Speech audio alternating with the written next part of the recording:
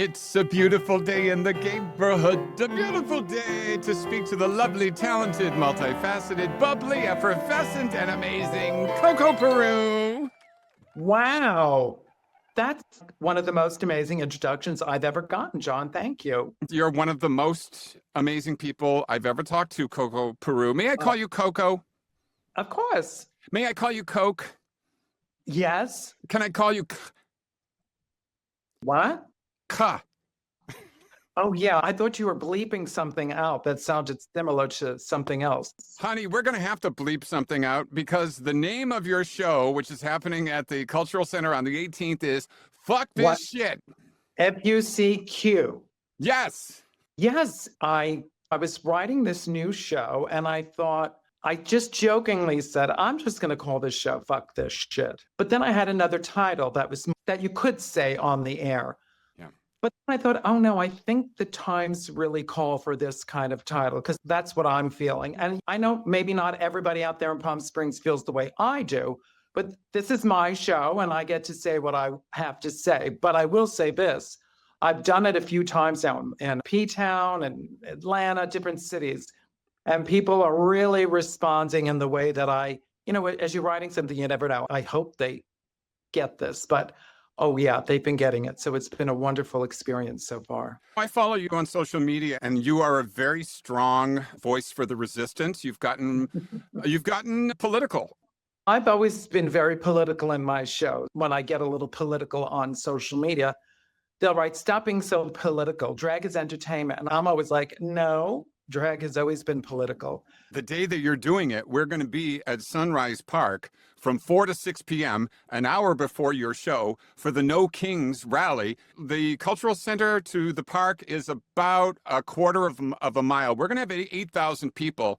I'm going to be the MC, and I'm just saying, if you want to pop in. Thank you. I don't know if I'll have time for that with my tech and everything. However, just invite 8,000 people to walk on up to the Cultural Arts Center and they can see my politics for the day. I don't know if we have that many seats, but they are going fast. We want our listeners to check it out on the events page of Gay Desert Guide. The last time you were here in town, you had gone through something that many of us, almost all of us, go through, is losing our mom. And you went on bravely, gave an amazing show. And thank you. Yeah, I addressed the fact that I did that show that night in this new show. Yeah, that was quite a challenge, but I had made that promise to my mom that I would always go on with the show. Yeah, and the show is going to go on at the Cultural Center on the 18th. I'm so glad that you had a few moments. You're going on stage this is Sunday night, so you're going on stage in Los Angeles? Exactly, in a few minutes. Yeah, I hear my pre-show music playing, and people are excited. We absolutely I adore you. did it on Thursday night. By the way, I've gotten a standing ovation in every venue I've been just to try and get more people interested, your listeners. No, it's been going great. And I'm excited to get out there tonight and see what this audience has to give me. We're a little older. We'll give you a standing ovation. It just might take a little longer to get a little longer there. To pop back. That's completely all right. Hey, I don't even need a standing ovation. I just need a sold out show. There you go. I worked so hard. I worked on this show for 6 months, and sometimes people think that I'm just talking off the top of my head because I work really hard on making it sound like I'm just talking to all of you.